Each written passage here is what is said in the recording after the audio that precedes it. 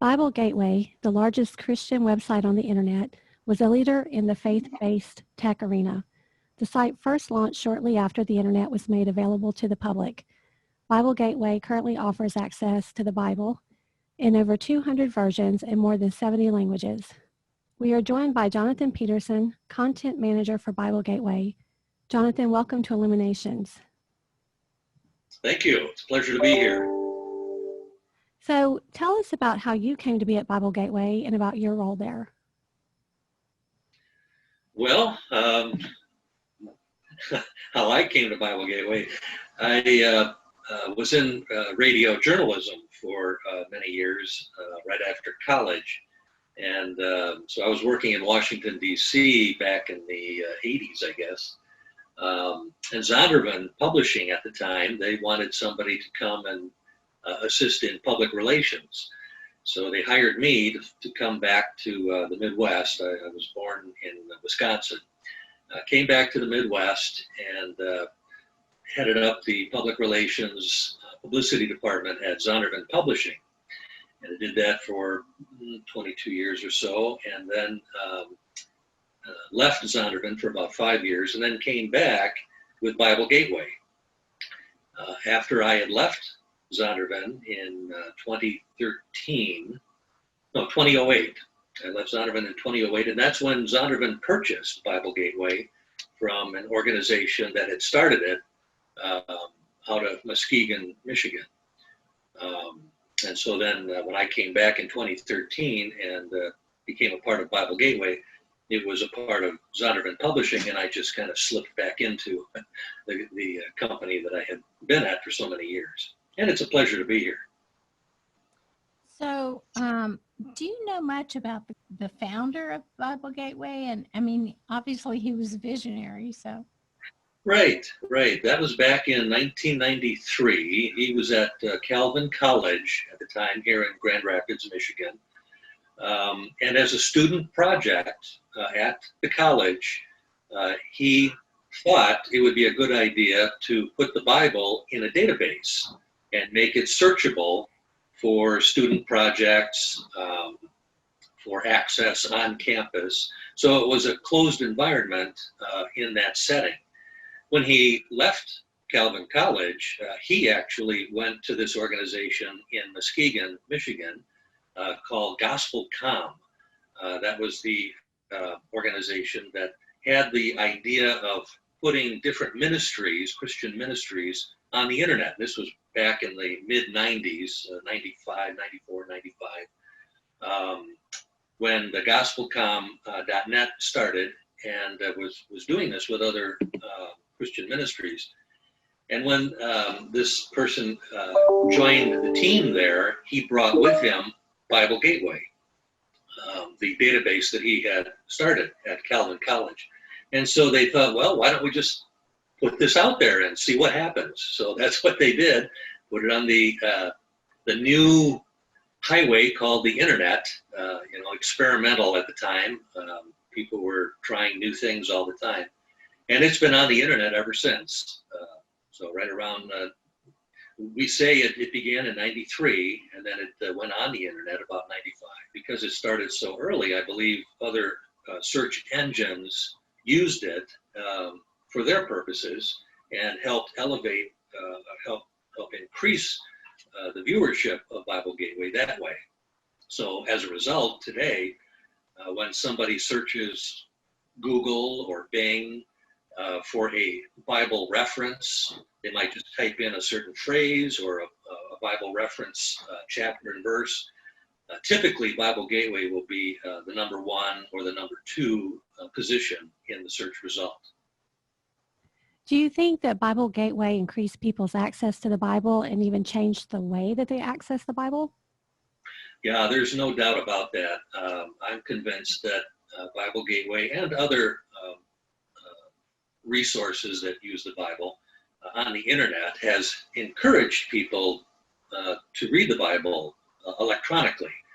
And so just as you type in a location you want to find through Google Maps or something like that, people will immediately think, oh, I want to look up a certain verse, John 3:16 or something, and they'll type it into their phone or their desktop and want to find it as quickly as possible. And because they're always on, the internet is always on, we're always accessible. And I do think it's changed the way people have read the Bible. Who's the end user that you have in mind when you're adding content to the site? Well, Bible Gateway's Bible Gateway services everybody from the homeschooled child to the college or university professor and everybody in between. So it's a broad spectrum, but we tend to focus on the people who have a general interest in the Bible. They don't know a lot about it. Perhaps they've grown up in the church, or they've heard about the Bible in some way, and so they come to Bible Gateway either out of searching for a particular passage or just out of curiosity. So it's typically a person in their 50s, 40s or 50s, typically an average person, average education, typically college education. And now more people are coming using their mobile device than they used to be. So that has taken precedence. Obviously, you've been tracking a lot about the users. Have you seen a significant increase over the years? Well, yes, especially in the past year. The pandemic has caused people to be at home more than they were. They tend to be more on the internet than they were, and we have seen an increase in usage, definitely.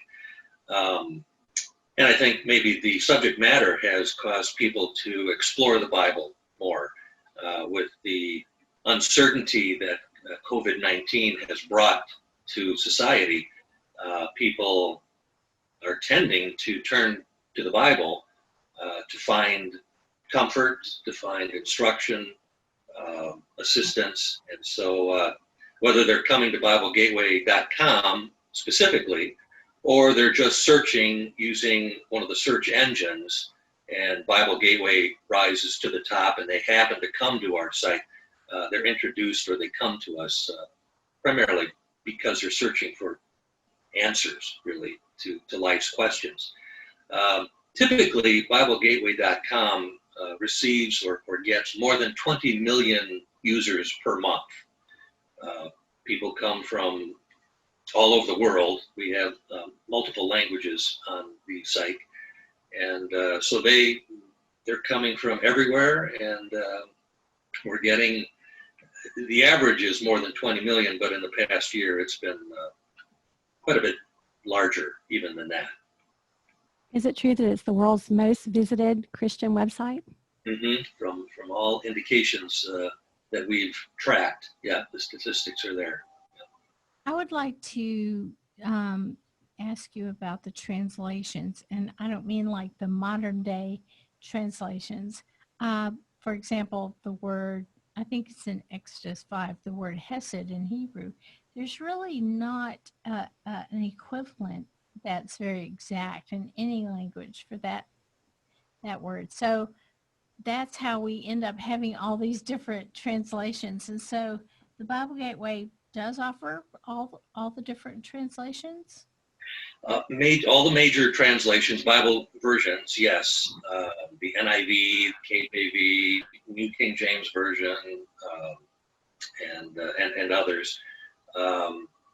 We also offer ancient translations, the Bible translation, the Vulgate in Latin we have Greek, we have Hebrew.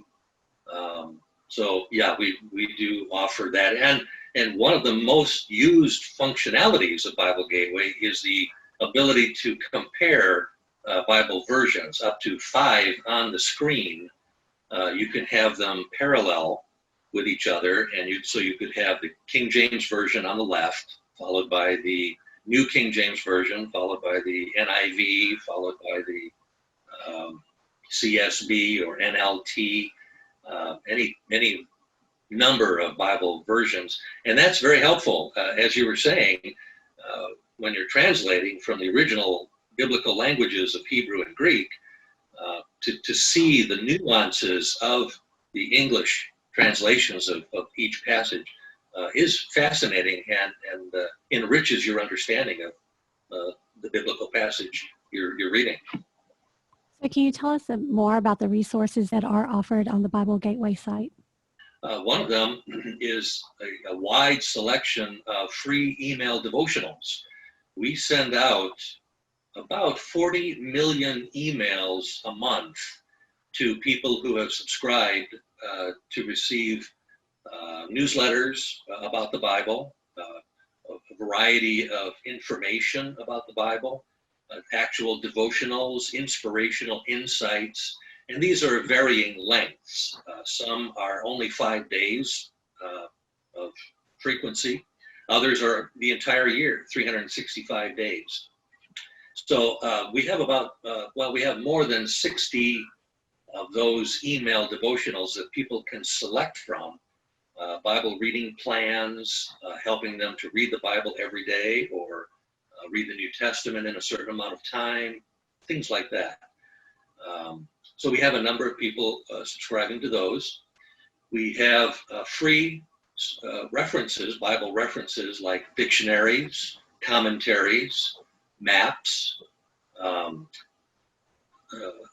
Bible reference resources that people can use to help understand the passages that they're reading. So as a person is actually reading on the screen, alongside there's a column of reference material that people can click and get more insight from, commentaries, dictionaries, that sort of thing. We also have a service called Bible Gateway Plus.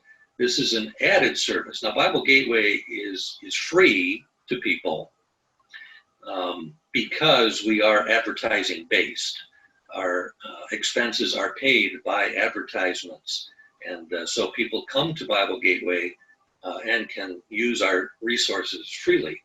We do, however, have a service, a membership service called Bible Gateway Plus that people can subscribe to, become members of, and pay a monthly fee or an annual fee, and receive Bible Gateway with very diminished, no advertising, and a larger amount of Bible reference material, more than 40 Bible commentaries, dictionaries, and other reference material. Can you tell us about like the audio Bibles? Absolutely. Another service that we have is our apps. We have 2 apps for mobile devices. The Bible Gateway app, which is the typical text-driven app. You access it on your mobile device, your cell phone or your tablet, and you can hear or you can read scripture on that. We also have an app that is focused on the audio side. So you download that, and these are free to download. You download the audio app, and you listen to the scripture that you're wanting to know, to read.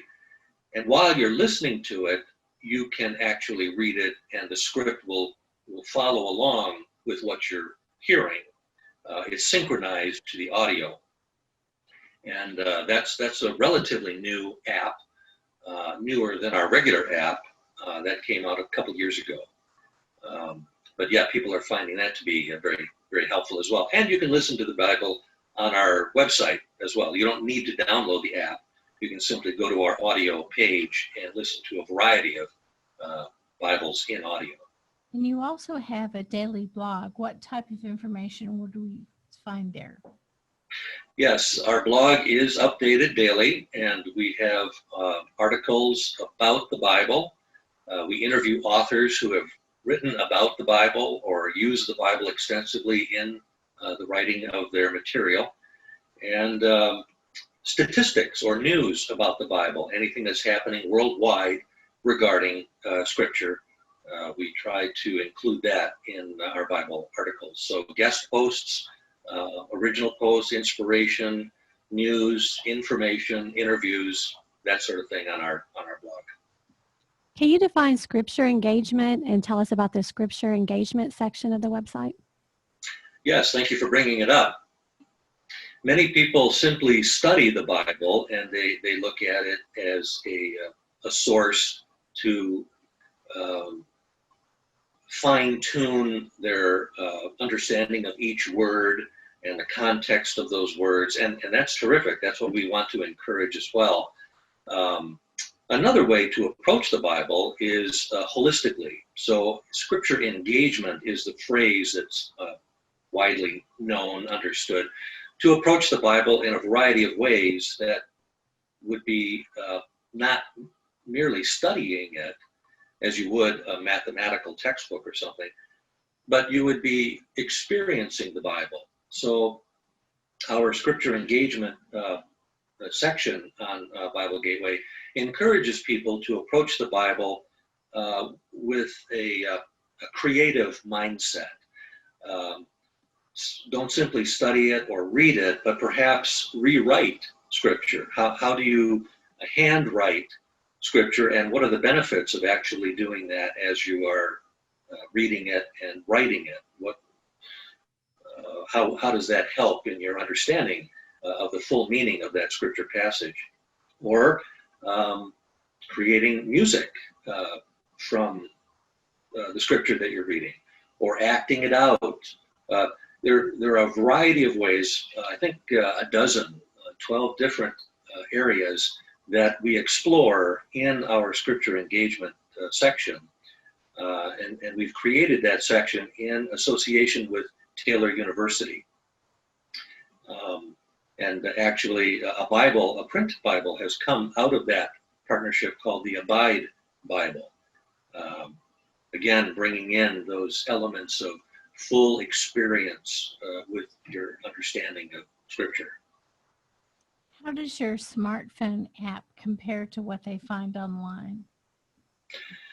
Well, it's a free app, and I think it compares very well with others.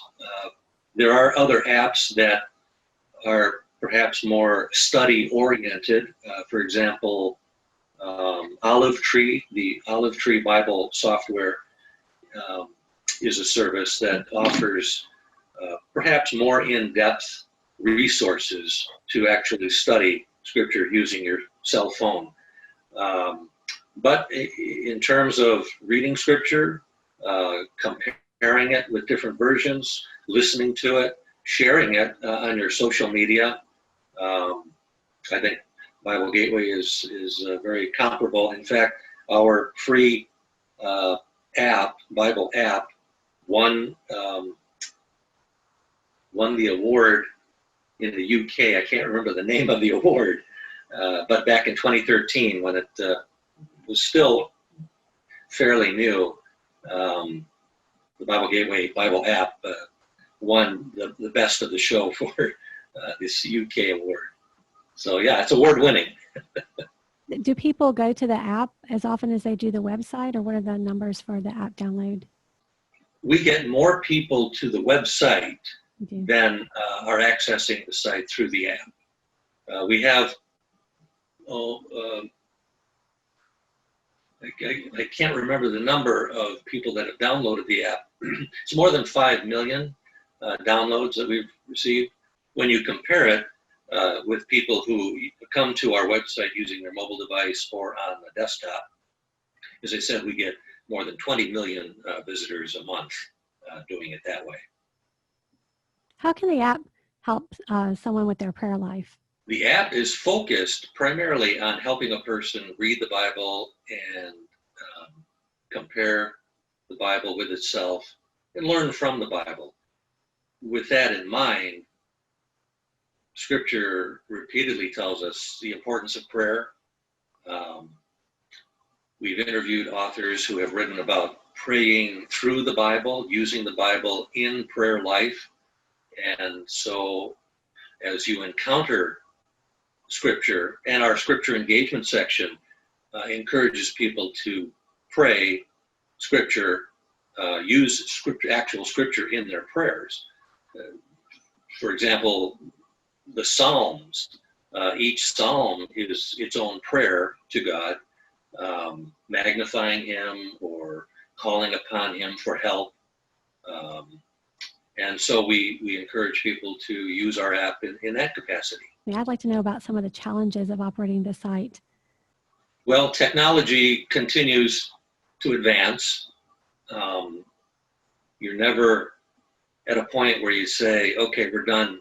And because of that, we try to take advantage of that advancing technology as best we can. So that means constant learning, constantly trying to see how we can take hold of technology that's meaningful and apply it to Bible Gateway and our functionality.